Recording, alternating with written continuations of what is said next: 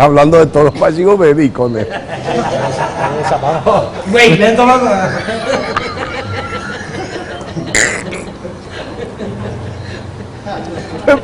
Es pura ella, tú sabes.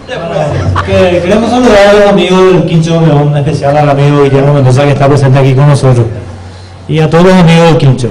Y queremos hacer este tema Mariposa del Sueño, que dice así.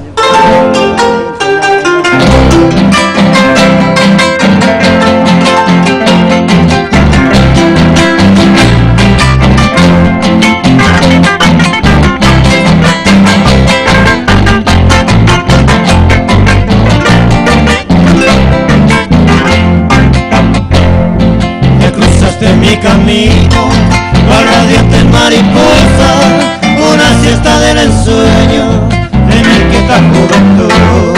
Y al tenerte ante mis ojos, tan divina y tan hermosa, desde ese mismo momento mi delirio fuiste tú. En la brisa jugueteando, te posabas cerca mío, esperando que no sé, me acercara yo hasta ti. Comentaba de su amor, mi locura y desvarío, por el ansia de alcanzarte y tenerte para mí.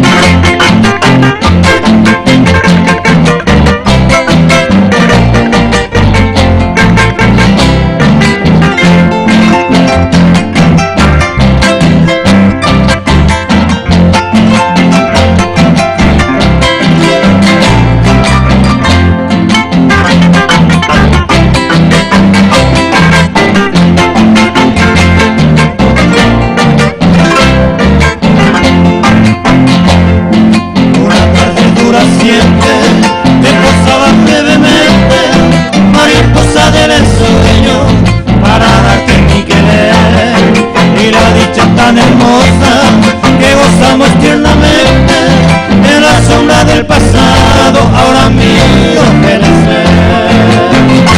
Hoy ya lejos de